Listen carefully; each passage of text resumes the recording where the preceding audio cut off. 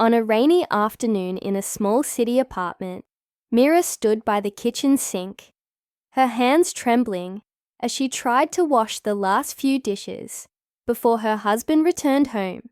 The clock on the wall ticked loudly, each second dragging like a weight on her chest. Outside, thunder rumbled. Inside, silence screamed.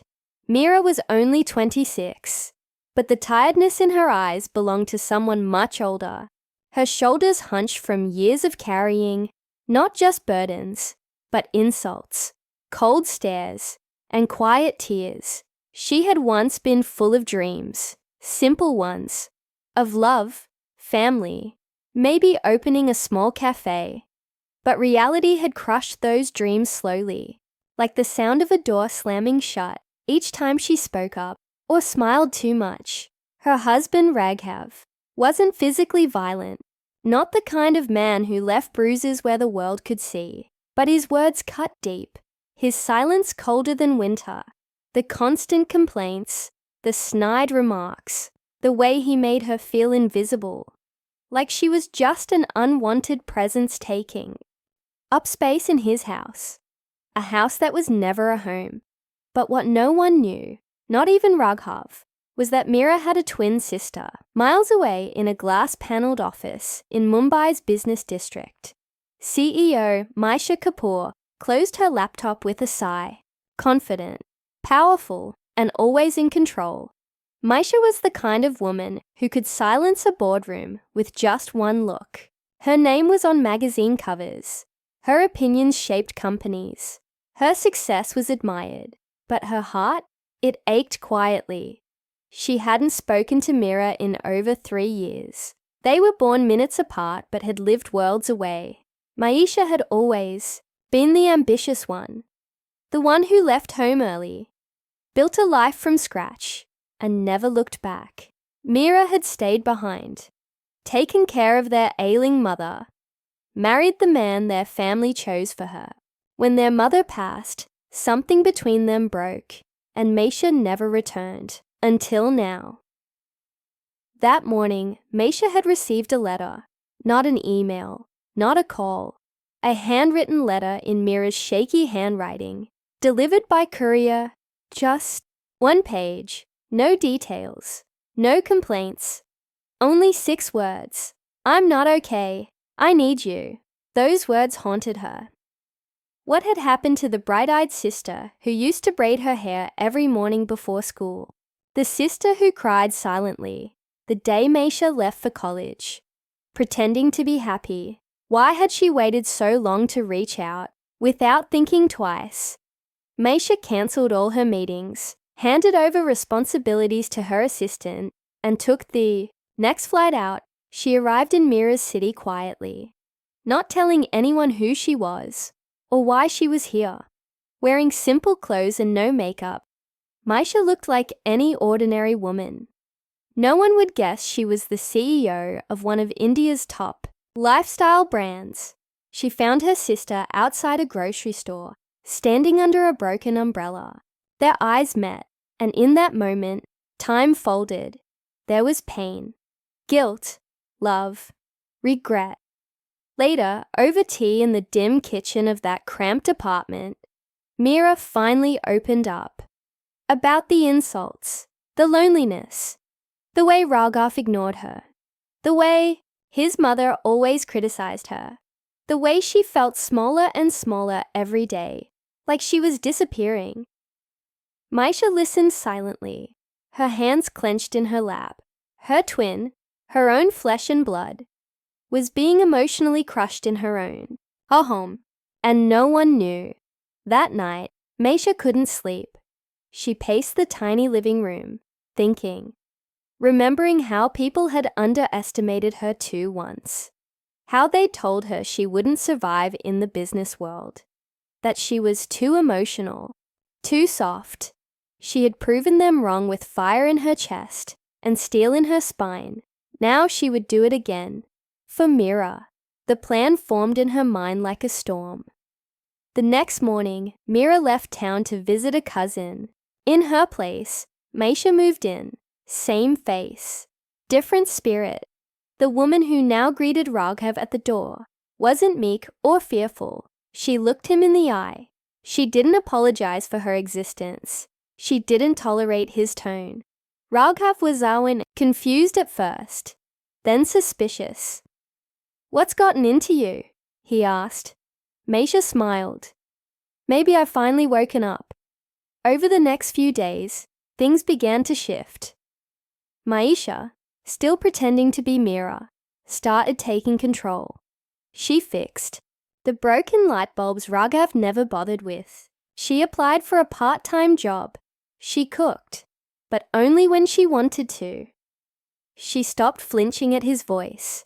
She asked questions, bold ones, and Raghav didn't know what to do with this new version of his wife. At first, he mocked it, then ignored it. But Maisha kept pushing. Slowly, cracks started showing in his carefully controlled world. And then came the night he made a mistake. A call, a woman's voice on speaker, a secret that slipped. Maisha heard it all. She didn't flinch. She didn't cry. She just smiled coldly, turned off the stove, and walked to her room. But something in her eyes had changed. There was no more hesitation, no more pretending. This wasn't just about Mira anymore. It was about every woman who'd ever been silenced, every sister who'd been told to stay quiet, every wife who had been made to feel worthless in her own home. And Maisha Kapoor was done watching. But just as she prepared to make her next move, something unexpected happened. A knock at the door. Late at night, she opened it and froze. The person standing there could change everything. Maisha's hand froze on the doorknob, her breath catching in her throat. The person standing there wasn't Raghav's colleague or some neighbor with late-night gossip. It was a girl, barely 20, soaked in rain, her cheeks streaked with tears and mascara. She looked scared, fragile, and familiar. I think you're my sister's sister," the girl whispered, clutching a worn-out handbag. Maisha blinked. "Who are you?"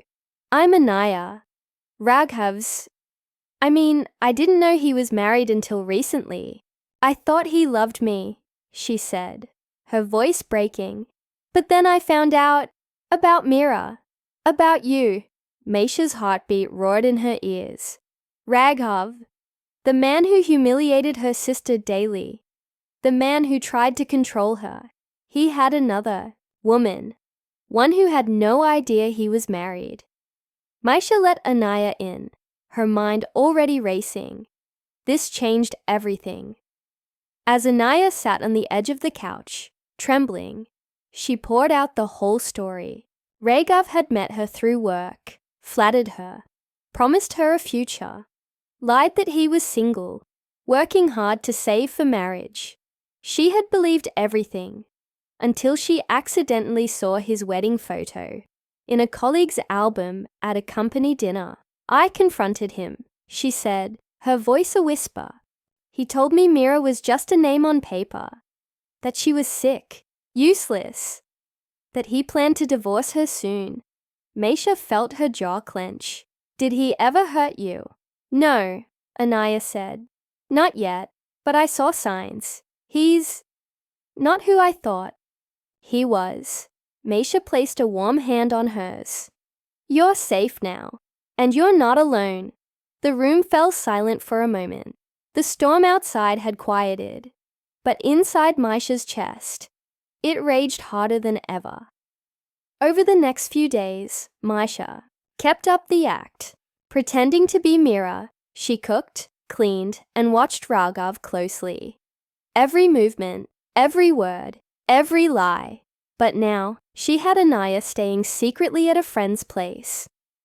And together, they started digging into Raghav's past, his finances, his work records, and they found more than either of them expected. Raghav was in debt, deep. He had borrowed heavily in Mira's name, sold off her inherited jewelry, lied about everything, even his job. The image of a stable, decent man was all an act. Behind closed doors, he was a manipulator who drained people for his gain. Mira emotionally, Anaya romantically, and now Maisha financially. Though he didn't know who he was really dealing with. Maisha knew she had to move fast. The more she played the submissive wife, the more careless Raghav became. He even started hinting that Mira should take a loan from her twin CEO sister, a sister she hadn't spoken to in years. "I'm sure she owes you something, right?" he'd said with a chuckle. Maisha smiled back. "Oh, she'll pay. Don't worry." Meanwhile, Mira, staying far away from the chaos, started healing. She attended therapy for the first time, learned to breathe again. She even started sketching designs, something she used to love in school. Maisha had secretly sent her a kit of paints and papers. "I'm starting to feel like me again," Mira wrote in a voice note. "Thank you for not giving up on me, Maisha." Listen to that message 10 times, and every time, her resolve hardened. Back in the apartment, Raghav was growing impatient. "You're different these days," he said one night, narrowing his eyes. "Stronger, less obedient." Maisha met his gaze. "Maybe I was tired of being quiet." He laughed, but there was tension in his smile. He was starting to suspect. Something didn't add up. And when Maisha got a call from his bank, pretending to be Mira, and refused to authorize a shady loan he'd applied for, the real storm began. That evening, Raghav came home drunk, angry, confused. "Why are you interfering in things you don't understand?" he snapped, slamming the table. But Maisha wasn't afraid. She stood tall, calm. "Because I do understand. I understand everything now." His expression shifted. "What's that supposed to mean?" She didn't answer. "Not yet. Let him stew. Let him burn." But the next morning, she made a quiet visit to a lawyer. It was time. Meanwhile, Anaya gathered more evidence. Emails, messages, bank slips, proof that Raghav had manipulated and lied to her, and to Mira. Maisha compiled it all neatly, filing it under a folder labeled "For Justice."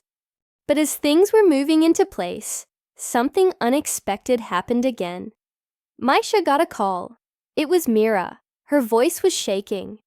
"Didi, someone followed me today. I think Raghav knows I'm not at home." Maisha's blood ran cold. She had underestimated him. Raghav wasn't just a liar. He was desperate now.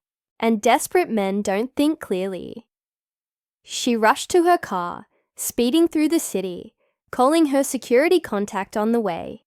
Mira needed to be moved. Now. Back at the apartment, Raghav was pacing. He had found a small notebook, Mira's, handwriting, a mention of Maisha, plans, notes. Something didn't feel right. And then, he looked up at Mira, standing in the kitchen, and saw it. That spark in her eye, the confidence, the cold smile. Something clicked. "You're not her," he whispered. Maisha turned slowly. "No," she said calmly. "I'm not." His face turned pale. The room fell silent. But before he could say anything else, there was a knock at the door, and this time, Maisha opened it with a smile. Standing outside was not just the lawyer, but someone else who could destroy everything Raghav had built on lies. And this time, justice wasn't just knocking. It was walking through the front door. At the door stood Inspector AJ from the Economic Offences Wing, flanked by 2 constables. Beside him was Anaya, holding a folder filled with evidence. Her eyes, once filled with fear, were now focused and sharp. Raghav stepped back instinctively. Maisha didn't flinch. "Mr. Raghav Malhotra," the inspector asked firmly. "We have a few questions regarding financial fraud, coercion, and identity theft." Raghav's face twisted. "This is ridiculous. She's lying. They're lying. But Maisha didn't say a word. She simply walked over to the table, picked up the folder labeled "For Justice," and handed it to the inspector. "All the proof is here," she said softly. "Bank records, forged signatures, even a fake property deal under Mira's name." Raghav's face went pale as the inspector flipped through the papers. "You've been living off her name while breaking every law in the book," he muttered. "Anything you say now will be used against you." Raghav lunged forward suddenly, trying to snatch the folder, but the constable stepped in and pinned him to the wall. Maisha didn't move. She just watched as the man who ruined her sister's life was finally being held accountable. As the officers dragged Raghav away, he shouted, "This isn't over! You'll regret this!" But Maisha only smiled. "No, Raghav, you will." The door shut behind them. Silence filled the apartment. Anaya exhaled deeply. "Is it really over?" Maisha turned to her. "It's just beginning. But yes, the worst is behind us." A week later, Mira finally came home. Not to the same apartment, but to a new one. A small place with big windows, sunlight pouring in, and walls she could decorate with her own paintings. When she walked in and saw Maisha waiting with flowers and her favorite childhood song playing in the background, she broke down in tears. Not from sadness, but from relief. "I thought I'd never feel free again," she whispered. "You are now," Maisha said, hugging her tightly. "No one will ever cage you again." In the following weeks, Mira filed for divorce. The lawyer, who Maisha had already briefed, made sure everything was swift and clean. Raghav tried to retaliate, but the mounting charges and media exposure buried his voice. His company cut ties, and investors pulled out. He was no longer the man in charge. He was just another case file in court.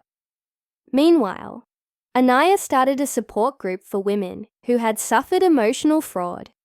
She spoke openly about her experience, and her courage inspired many. What once felt like her shame had become her strength. For Maisha, she returned to her office, where her assistant asked, "Is everything okay now?" She looked out at the skyline for a moment and nodded. "It is. My sister's safe, the truth's out, and I've finally done what I promised myself years ago. Protect the ones I love, no matter what." That night, the three women, Maisha, Mira, and Anaya, sat on a rooftop under fairy lights, sipping tea and laughing about childhood stories, future dreams, and life after chaos. No masks, no secrets, just freedom. The story of the poor girl who was bullied by her husband had become something else entirely. It was now the story of three women, one who had survived, one who had fought back, and one who chose truth over silence. They weren't victims anymore. They were survivors, and they were just getting started. The end.